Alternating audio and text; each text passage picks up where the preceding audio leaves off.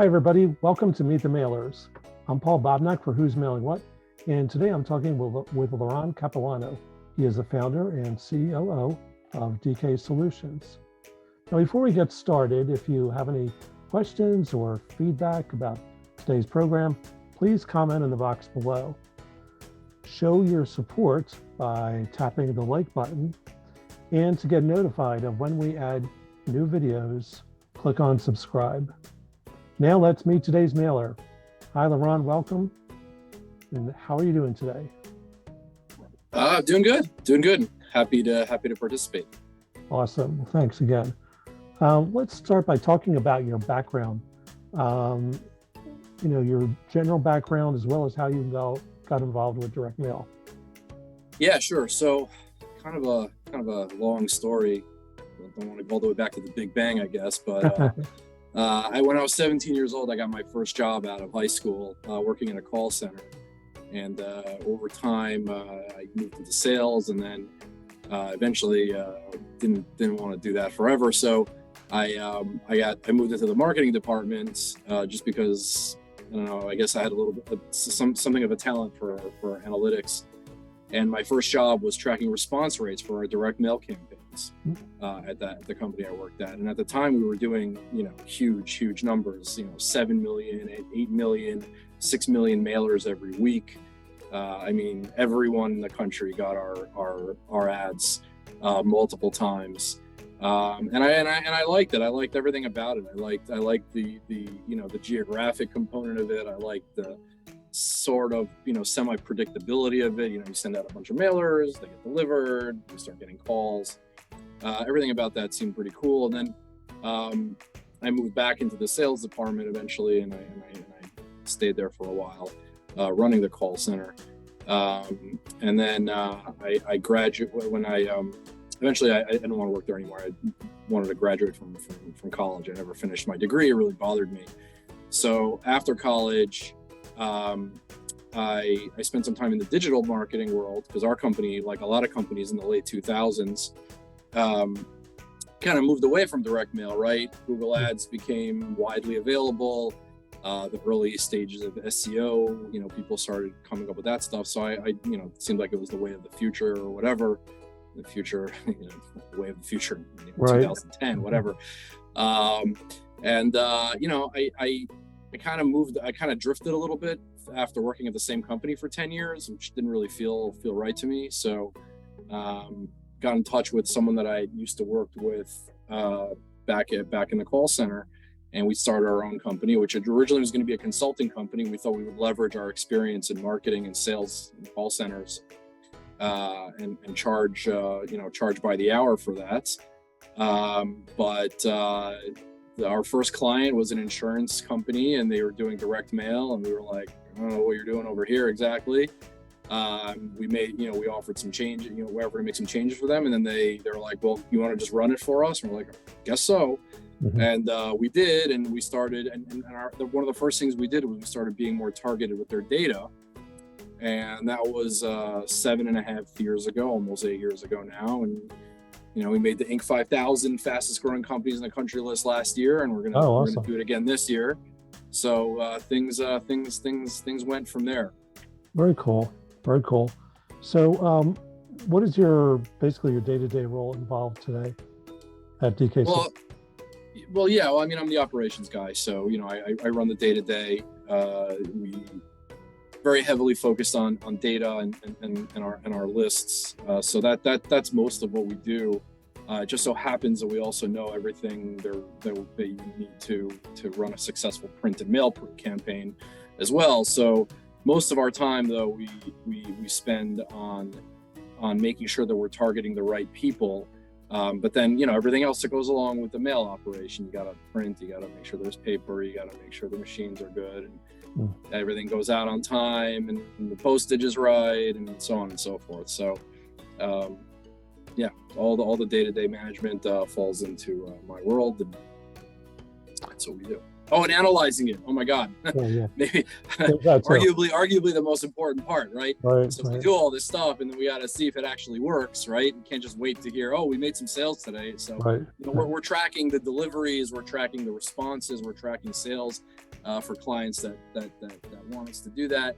And we're iterating from there, right? Every campaign we do our first drop tends to be the worst drop, and everyone gets better from there because we learn on the first one helps on the second, third, fourth, and so on and so forth. Right. Yeah, a lot of challenges with all the things going on in the industry, I'm sure.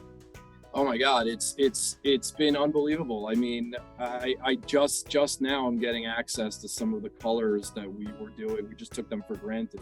Anyone out there has access to goldenrod postcards, I'm your man. Just let me know.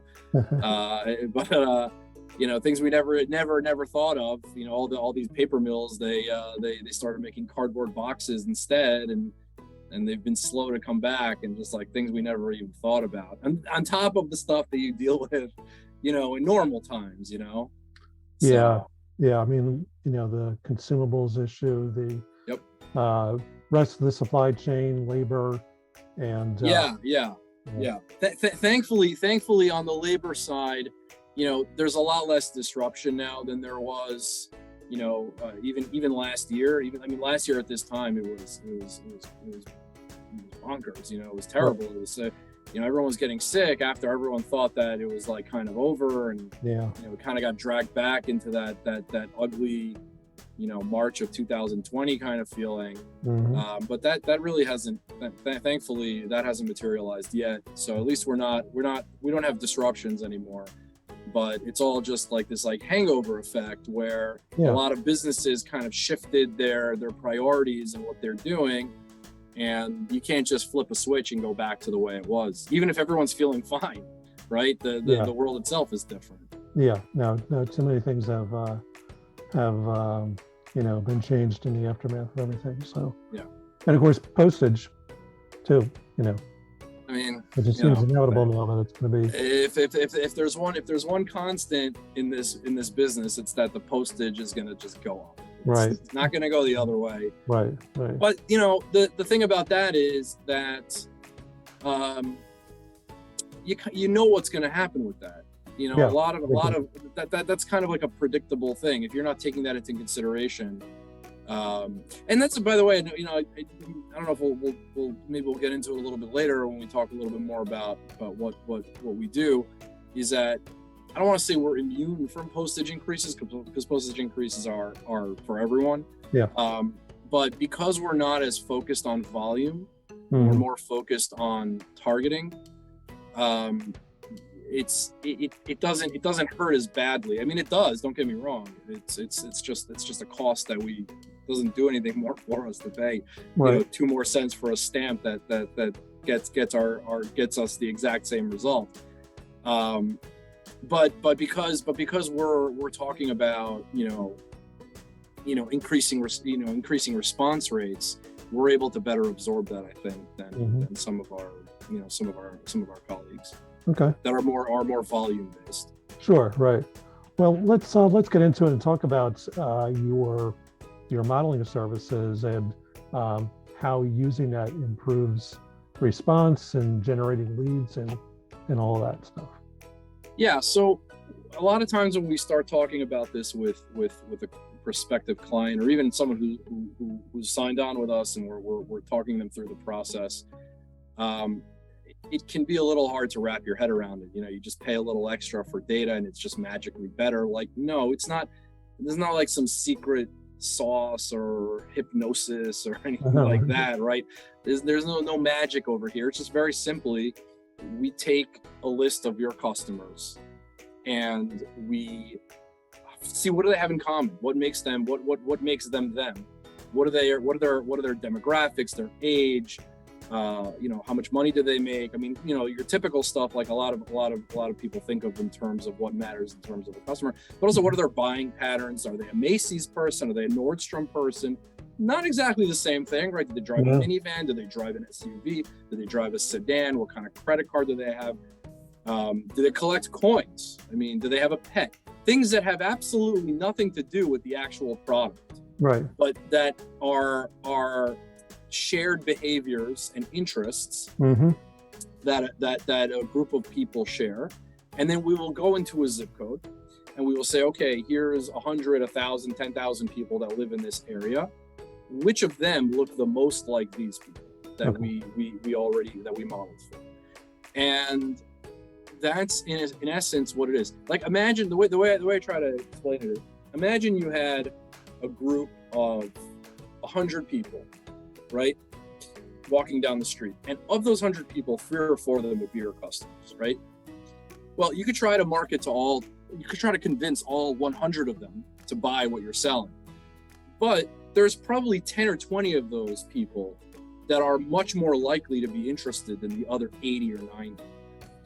And those 3 or 4 sales are almost definitely within those 10 or 20 people. So rather than trying to dig through everyone, getting to those interested people, we will only focus on those 10 to 20 people where the vast likelihood, 90-95% of your customers are going to reside. So we'll send out, instead of sending out 10,000 mailers to a given area, we'll only send out 2,000 or even 1,000, depending on how much what the geographical area is. And you end up getting pretty much the same amount of responses as you would by mailing, maybe not all 10,000, but maybe 5,000 or 6,000. Mm-hmm. So, you could either have, 10 or 20 leads coming from 1,000 or 2,000 people, or maybe 12 to 23 leads by mailing 10,000 people. Mm-hmm. It's almost never cost effective to try to chase down those 1 or 2 people that we might miss. Right. And that's effectively how it works. It's not so much that our data, our lists are magically more responsive. It's just that we're cutting out the people that would never really respond. Like we like to think of ourselves as a waste reduction company, more than an interest generation company, right? Although we'll do that too. Okay. So it's basically like having a model customer or several different model customers, and then going from there. Yeah, exactly. And I think it's not like this is some amazing new advance in technology that didn't exist. Although it certainly didn't exist 15 years ago, or it did, but it not in the same way. But with everything with social media, people are volunteering a lot more information about themselves than they ever did. They're responding to these surveys. Mm-hmm. These surveys like, what Harry Potter house are you? Like, all right, come on, you're really filling that out. You're just telling other people what to market to, basically. So being able to leverage that, which is obviously a technological advance, and applying to something that a lot of companies don't think is very technologically driven, right? A lot of people think of mail as just this snail mail or Pony Express or old fashioned stuff, but if you want to be successful, especially in a time of rising postage, you need to be able to differentiate who you're targeting versus just casting as wide of a net as possible. And really for us, what I think makes us different is, first of all, there's a lot of data companies, a lot of mail companies, a lot of print companies. There's not that many companies that do 2 of those 3 things well, or certainly not all 3 of those things in one place. So, you could literally come to us and just tell us where you want to mail, and we'll do everything basically from start to finish. And the other part of it is that we also have a very different approach to this kind of thing, where a lot of companies, and we find this with our clients, they talk about things like age and income and stuff like that. And it's like, everyone's targeting for age and income. Right. I don't even like targeting for income. Like we do it as part of something else, but never on its own, because income is basically impossible to model. Right. No one really knows how much anybody makes. The only entity that holds that kind of information really is the IRS. Right. And even they don't know what people really make, right? Not really, probably. Right. So like what is income based on? It's based on what people are, generally it's based on what people fill out for like credit applications, Mhm. or maybe Census Bureau information where they'll figure out on a zip code level what the average income is. But number one, everybody lies on credit card applications, right? And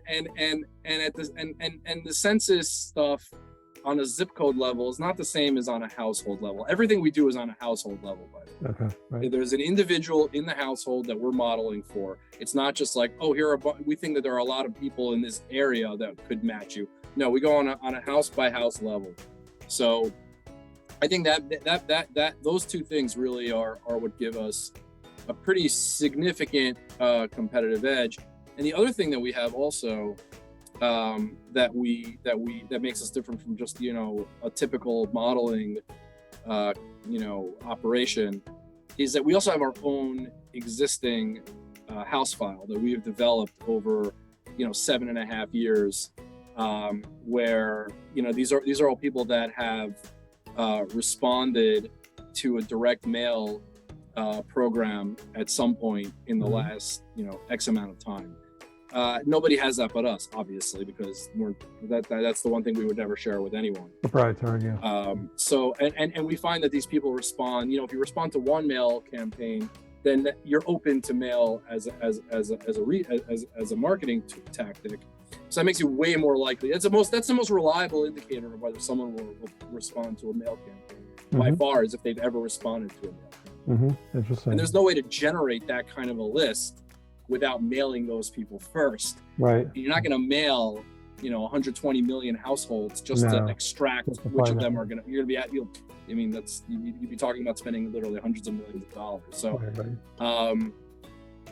so that both of those things, I think, are well, all three of those things, I guess, are what goes into our modeling process. Where if we have a list that already exists that we think can work for your product, we'll start with that. And if we don't, we'll build a custom list for you from your own customer files. And actually, we'll do that in the long term anyway. Right. Even if we start with our own file, we're still gonna tailor it and really make it for people that are in your space. Well, you just made me think about something too, which is about, the whole question about data and where data comes from. Yeah. The end of pending end, which keeps getting pushed back of third-party data. But about first-party data, or even like zero-party data, do you incorporate any of that into the modeling? Well, again, these are all people that are on the grid in one form or another. Okay. You're talking about so on the one, obviously if they've come to us first, that's our own. But if you're talking about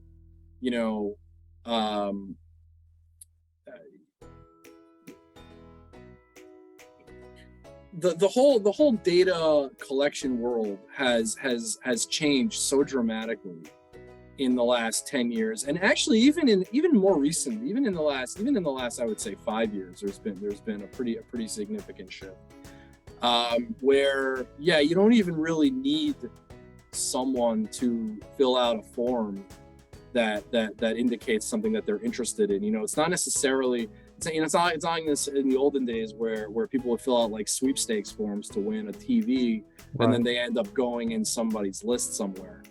Although that obviously got a lot easier in the age of the internet, because there's you don't need Publishers Clearinghouse anymore. You just create a website for practically nothing. But what we're able to do is work with the big data houses that do the traditional data collection and marry it along with some of this new these newer ways of data collection. So that we didn't even talk about things like just what's public record, right? So somebody gets a mortgage that gets reported to the county, that's all public record. So and it's amazing how few people even understand that. Like, how many people use things like Zillow and don't understand that the same way that they're looking at what other people are paying for their house is the same way that people look at what you paid for your house. Which, by the way, is another thing that I think is so attractive about, this kind of data, as opposed to just, form fills and things like that. If you only focus on form fills, you're relying on the honesty of individuals. Right. If you only focus on public record data, you're really limiting a lot of what you're able to get access to. If you're combining all these different buckets of data collection and data aggregation and putting them all together, that's how you really are able. And if you could add a tag of recent mail responder, I mean, then you're really onto something. Right. So speaking generally, what can marketers do to use data better? Well, they should come to us first of all, but for just some free advice, I guess. You really have to. It depends on what kind of business you are, right? If you're a pizza guy, you're probably not too worried about data, right? You should do saturation mail. You should get the maximum postage discount, because it doesn't take, a genius to figure out who likes pizza. It's basically everybody, right? It's not like some big mystery. Right. So for those kinds of companies that are your local restaurant, your local bank, whatever. I mean, maybe not even a bank, but your local supermarket for sure, right? Things that are like necessities, you really shouldn't. You shouldn't talk to us. I mean, we'll talk to anyone, but like, it's not really going to give you that much of a competitive edge. But if you're, let's say you're a dish network retailer, for example, or a cell phone, reseller, or anything that requires, things like anything that requires like a credit score. And you have a larger company, let's say, that's paying you a bounty. Well, some companies will pay more money for a better customer, right? So they'll pay you maybe $300 for a new activation if it's your standard tier customer, but if they qualify for higher, if they take a higher package, and maybe they take a higher, or cell phone plan or whatever, they might pay you more. So what if you were able to model for just those kinds of people? So forget about your customers. If you have a big enough list, and not even if it's something like that, even if it's your own company, you may know yourself that, I offer 3 different kinds of service, and one of them is an extra $10 a month, and one of them is an extra $20 a month. Well, why don't you, if you have enough customers, why not model for the kinds of people that take the most expensive package and are worth the most amount of revenue to you, and only target for those people, right? Yep, makes sense. That's something that a lot of companies don't do, even if they do modeling, because they just look at their entire customer base, and they don't, they don't really think of well, which of these customers are worth more to me? What if I could only talk to people who were similar to those kinds of people, the same kind of behavioral patterns, right? That's something that often that a lot of companies that even do understand data don't do that kind of thing. Gotcha. So what kind of markets does the company specialize in? What verticals are you in? Well, we kind of have a niche. We got into a niche of insurance, mostly life insurance type products, but that's really because that's where we started. That's our initial clients were in that world, and word of mouth is word of mouth, and so that's where that's, and also, by the way, that's also where traditionally direct mail, even when a lot of companies kind of moved away to things like digital. Direct mail was always the gold standard, even through the late 2000s and all through the 2010s. But we've also done some work in home services. We've done some work in satellite TV and cable and things like that. I think that for us, we also one niche that we aren't in as much as we want to be is not-for-profits. Oh, okay. I think data modeling is not-for-profits are great at targeting and retargeting their existing donor base. They're not as great in terms of finding people that are,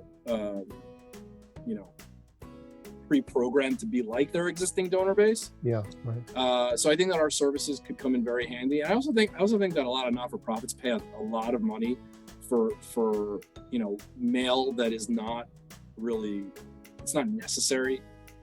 Especially with postage increases, like you mentioned earlier. Mm-hmm. You get some of these like appeals, and they're like these like big magazines, almost like magazines. It's like big fold-outs, full color photo. They're paying a ton of money for this stuff, and I'm not so convinced that it's that's necessary for response rates.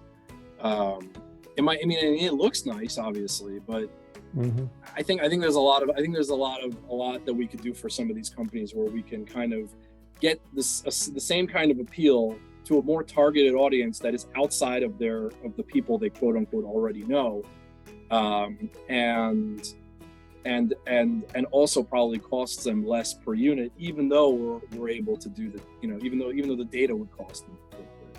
Right. Yeah. I mean, I think that's a whole really fascinating conversation to have at some point, because that's something I've observed too. And, a lot of nonprofits have been locked into the same sort of model for decades, a century, even in some cases. I mean, literally, yeah. The direct mail appeal for a charity is one of the oldest usages of direct mail. I mean, maybe literally the oldest. Yeah.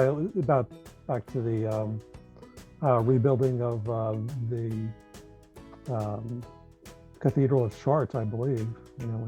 Well, there you go. But yeah, it goes back hundreds of years. But even newer charities, that when they get, if they do direct mail, it tends to be very close to what others have done forever and ever, and it's right. really all that revolutionary. And then if there's any thought given to anything else, it's like, well, we don't need to do that with direct mail. We'll use peer-to-peer campaigns or other interesting, impactful types of outreach and membership campaigns or whatever with purely digital. And there's a lot you can do with direct mail, I thought. Yeah, absolutely. There's a whole generation of not-for-profits that sprung up in the last 20 years that mm-hmm. Barely do direct mail because right. they're run by, frankly, younger people who right. don't really. I mean, look, I would have been one of those, one of those kinds of marketers, if I hadn't, gotten an understanding of direct mail when I was in my early 20s. I mean, at the time that I was doing that, a lot of people my age were not. I mean, they were, and when they graduated college, it was all about online marketing, and it makes sense. It made sense. But you know what? What I think is an interesting side effect of that, and I don't think a lot of people are really talking about this in the industry yet, is that there's like a gap of time where a lot of companies who did direct mail in like the early 2000s, stopped, and a lot of new companies have never done it. Right. And there's you don't find a lot of people that are around my age range that are that this is their thing, and there's almost like a knowledge gap, where unless you were already in direct mail in the late 90s versus now, there aren't that many new names in the business, and I actually think that may be why we were able to be. Part of the reason why we were able to be pretty successful right off the bat was because we kind of came at it from we didn't have a lot of the entrenched, this is the way it's always been done, so this is the way that we're going to do it. We were like, well, let's pretend we don't know anything about this. We know printing and mailing and all that stuff, and we know that data should play a role. But beyond that, let's not take anything for granted.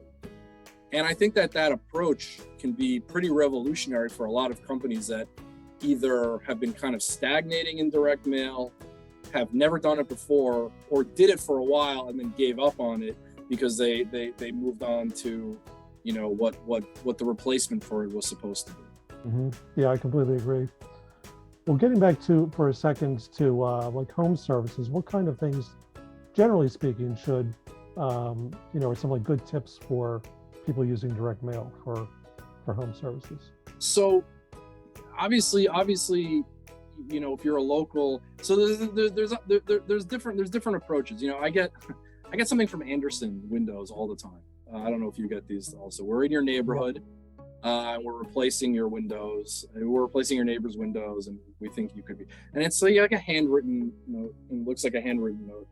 Yeah, I've seen those. I guess it works because they keep doing it. So but like in my mind, if you want to compete with that, and you don't have necessarily the budget of Anderson to basically send the exact same type of mailer, a bunch of times a year and hope that nobody remembers that apparently they just work in my neighborhood all the time, I guess. Right, yeah. Right? Like whatever, you want to be more targeted. Who's the most likely person to need your service? So I'll tell you, I'm using myself as an example. I bought my first property when I was 23 years old. It was 2005. You could buy a property for $100 of your own money and get a 10% mortgage or whatever, which actually doesn't seem that crazy anymore considering what rates have done, but whatever. And anyone that buys a new property or gets a mortgage immediately gets a flood of stuff, of new mover stuff. Right. Hey, what's going on with this? Hey, do you have that? Hey, I'm your local this guy. Hey, I'm your local that guy, right? And like, it was an investment property. So that's a waste of money, right? So on the one hand, just because someone just bought a property doesn't necessarily mean they're the right target for what it is you're doing. In fact, if you think about it, if you're, let's say, a cable company or a home alarm company, that's the worst time to do it because these people probably set up their internet or their home security system before they ever moved so that it would be ready for them when they got into their house. You really want to think about targeting them like almost 2 years later when most of these contracts are coming up, right? Not right when they move in. On the flip side of that, fast forward to when I bought my own house, and when I got married and my wife and I moved into our house that we still live in, I had always lived in an apartment. We moved in, we had a bunch of flying squirrels in the attic. We had carpenter ant problem. We had to replace our roof and our furnace and all this stuff right after we moved in. Within about 6 months of when we moved in. And, we were the right people to target because I don't really have a lot of time to be chasing around flying squirrels and trying to, catch them. Some of my friends, they're not, they don't mind doing that or they don't mind mowing their own lawn or blowing their own leaves or doing all that stuff that goes into home ownership. And I just don't personally have a lot of free time to do that kind of stuff. So if you just mailed everyone on my block, you could, I would be a good target for you. But judging by the amount of leaf blowers that I hear going on every day at around 5 or 6 o'clock when people are getting home from work, none of my neighbors are good customers for you. So you have to be even in something like that where everyone has a lawn, everyone needs that lawn mowed, right? Your typical home service, everyone that has a house probably needs some form of pest control at some point or another, right? Everyone who has a house probably needs a new water heater at some point or another, or a plumber or whatever. Some people want to do it themselves. Some people don't want to. Some people want to pay. Some people have the budget for it. Some people don't. So even with that, you want to be targeted, and the timing is very important also. Single person or newly married couple moving into a house, very different than a family with kids who all your free time when you're not at work is you want to spend it with your kids. And maybe you're a little bit later in your life and you can afford to pay someone to mow your lawn and spend that time, building Legos with your kid or playing catch or whatever. So even in that, there is a lot to be specific about. And it's not the pizza person. It's not everyone wants that. It's really that, even that has to be targeted. It may not be only 20% of the people like most of our modeling is. Maybe it's 30 or 40% of people in a given neighborhood would be open to those services. But even like I said, if you model just based on zip code. You know, you're still wasting more than half of your money. I'll just one more quick example on that before we move on to something else, just to illustrate it in the way that I think everyone should be able to relate to, whether you live in, it doesn't matter if it's home services or anything else, whether you live in a house or an apartment or whatever. I used to live in Jersey City when my wife was working in New York. Yeah, and we lived you know, right across the river. We're pretty much right across the river. She would commute to the city every day from either the PATH train or the ferry or whatever. According to the U.S. Census Bureau, the median income in our neighborhood versus the neighboring neighborhood was the biggest disparity anywhere in the United States. Wow. It was literally a difference of like almost $100,000 in median income, because the people that lived closer to the water were most of the people who were commuting to the city to work. And if you're commuting to the city to work, you better have a job that makes it worth that aggravation, right? Versus the people who were a few blocks away that were not commuting to the city. But it was the same zip code. Yeah. I mean, I'm talking about literally one side of the street to the other. It was someone making a 6-figure salary, and someone on the other side of the street was making a low 5-figure salary. And to be clear, each one of us were good prospects, but for completely different products, right? So you know, regardless of what it is, if you're not going on the household level, I don't care how much money you're saving on postage, and I don't care how much money you're saving on data, right? Saving 5 cents a piece or even 10 cents a piece doesn't really matter if you're sending out 10,000 pieces that you don't need to, when you could only be sending out 3,000 pieces. Mm-hmm. There's no way to make that up on price. Right, you can only make that up. You only can make that work by cutting out the stuff from the people that are completely not interested in what you're buying. Yeah, gotcha. So talking about like why direct mail still works today, why it works well, how have things like the pandemic and omni-channel, how have they, you know, affected how direct mail works?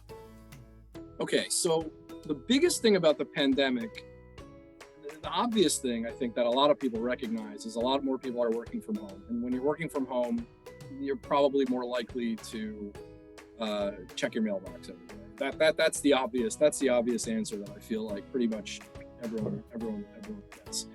Although if you look at response rates, at least for our response rates, like immediately after the pandemic started, when everyone was home versus immediately before, they weren't that different. I mean, maybe there's some improvement, but not the kind of thing where it would radically change your calculus. I don't think.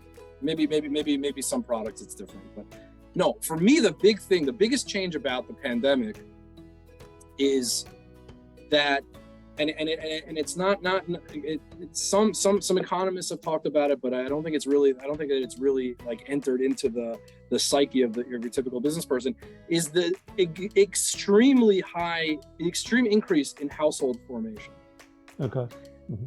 I am one of the older millennials out there, but I am a millennial, and most of my friends, especially younger millennials, the knock on our generation forever was everyone wants to stay in the city all day, forever, have 10 roommates, don't want to own a home, nobody's buying houses, nobody wants to start a family, nobody wants to do anything. That all changed almost overnight. You have literally millions and millions of people who waited to buy a house, who suddenly realized that their shoebox that they were living in you know, on the Upper West Side of Manhattan didn't work for them very well anymore during the pandemic. And I'm not just talking about New York, obviously. This is true for a lot of cities. And so you had a massive increase in migration into suburbs, and a lot of new home purchases and a lot of new homeowners. There's a big difference between having a mailbox that you share with 5 people that everyone just crams all their stuff into, and by the time you get it out, it's all crumpled up, and you don't even really care what's in there anyway, because it's probably all bills or quote unquote junk mail, right? But when you own a home, different animal, right? Totally different story. Right. You can't ignore your mail. You get stuff from the township, you get stuff from the county, you get tax information, you get a renewal for your pet rabies shots, and dog collar information with the local city. You get Amazon packages, maybe small ones, put into your mailbox. So you have to check your mail. So what had previously been the domain of, oh, this is really mostly for senior citizens and people who like to sift through their mail all the time, and not so much for millennials or Gen Xers or whatever. That I think is completely. First of all, there's a whole new batch of homeowners that their data is accurate and up to date. That by default gives us a whole new universe of people to target. But then just on the other side of that, the idea of mail is for people over 55. I think that's outdated, and I think it was always outdated, by the way. But right. I can tell you that our average age of the responder since the pandemic, that has decreased significantly. Okay. Whereas it was maybe in the 50s at one point, now it's in the 40s. Okay. And the only way that happens is by having a lot of 30s and 20s, maybe not so much 20s, but late 20s and early to mid to late 30s, dragging that average down. And that I think is a sea change in mail. I mean, and then at the same time, you're talking about, the digital and all that. Obviously, pairing digital with direct mail is something that companies should be doing. QR codes and all that makes it very easy to get someone to go to a website and so forth. And some of the promotions that the post office has with things like augmented reality. I think that I don't know. I don't know a lot of businesses that really are that interested in that. Although I would love to do it just because I think the technology is cool. But I think the bigger issue is the arms race in the digital world has gotten to the point where it's almost impossible to differentiate yourself. Everyone's just sitting around trying to figure out what the next algorithm change is going to be. And then they figure it out and it changes again. Or someone comes and buys a social media platform, whoever that might be. And literally the reality that existed yesterday is not the reality that exists today. I mean, you have companies cutting, their entire ad campaigns just based on who the owner of a social media company is. Right. And like that kind of stuff, that doesn't happen in mail. And don't even get me started on email marketing. I don't know how anyone does email marketing anymore. I mean, obviously it's done, but all you're doing is trying to figure out getting around spam filters. And once you do that, you're still stuck in a promotions tab. And who knows what the next thing is going to be, right? There's going to be some. They're not going to leave it at that. And then for SEO, it's been such a challenge, for over the years to make that make sense. Paying someone to churn out content just to get yourself better Google rankings. And then again, the algorithm changes and everything you did went up in smoke. And then a company can go out and hire someone overseas and pay them, and pay them obviously a lot less than what they would pay, domestically. And then now you have bots, AI that can write content that looks like it's written by a person. What's that going to do to the SEO world? Yeah, right, exactly. Yeah. And then when you go into like Google Ads now, Google will go on your website, tell you what keywords to target, tell you how much to spend, tell you what to say. How do you differentiate yourself at that point? But you know what you can't? Well, there is no algorithm, and there is no changes like that, and there is no AI. It's mail. As long as you get your message to the right person in their mailbox, which they're checking because that's just what has to happen. Even if no one ever sent each other another physical letter ever again for the history of mankind, you're still going to get legal notices and whatever in the mail, and you're still going to get little packages put into your mailbox. And that's just going to keep on going. And as long as there's something in that mailbox that grabs the attention of someone there, you can capitalize on it. Awesome. when you're talking about everything in the digital realm, you're always playing by somebody else's rules. You're always playing by you're always at the whims of fickle companies and algorithms that, frankly, I don't even know if their creators even know what they're doing anymore. Right. At this point. They're so advanced. They're bots creating bots at this point, right?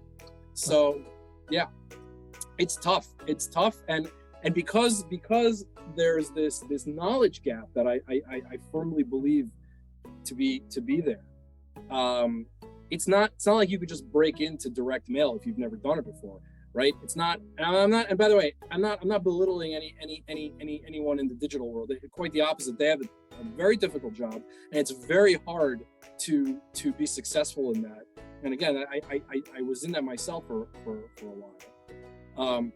But the barrier to entry to becoming a web developer or a search engine optimization expert or a Google Ads expert it's not really financial.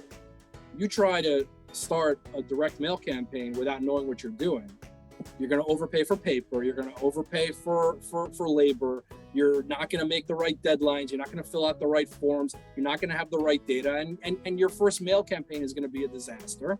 And you're going to assume that because of that, it doesn't work, or you'll be out of business because you spent all your money on it. And so it's just very hard to get into that unless you already have some kind of a background in it. So for the businesses that are well positioned to know how to leverage 2023 technology and utilize that to enhance, literally ancient forms of marketing, right? As you pointed out earlier, right? That there's a big opportunity there, I think, for companies to be successful in direct mail, and for companies that are not using direct mail right now to give it a second look, because there's actually less stuff in my mailbox now than there was 10, 15 years ago, for sure. Yep. Well, I think that's a great place to end things today. How can people find out more about your company, DK Solutions, for possible partnership or for consultation? Yeah, so that's our website, actually, up back there, dksmo.com. You can read all about what we do. We have a whole series of blogs that talk about direct mail in general, data modeling in general, as well as some of the stuff that we do ourselves. We're also 100% carbon neutral, even past neutral.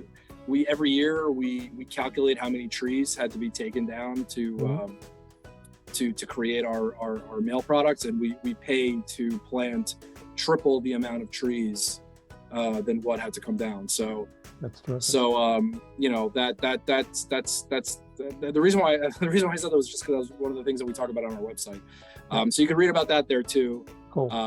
And obviously you can call us, and you can look for me on LinkedIn. Or my business partner Joel, he's the CEO. You can reach out to either of us. He's got a lot to say too, but we're only half of us are here. Right. So it's definitely worth talking to us, because we come at this from a position of, forget about what's worked or didn't work in the past. Let's we're still very much, even though we've been doing things successfully in a certain way for 7.5 years, each individual client we treat as completely unique. We don't have some cookie cutter thing that we try to plug other companies into. Right. Awesome. Well, thanks again, Liran, for joining us today on Meet the Mailers, and thank all of you out there for joining us as well. Again, if you have any questions for us or for Liran Kapoano again of DK Solutions, drop them in the box below. You can show your support for the program by tapping the like button and click on subscribe to be notified of new videos when they're added to the channel.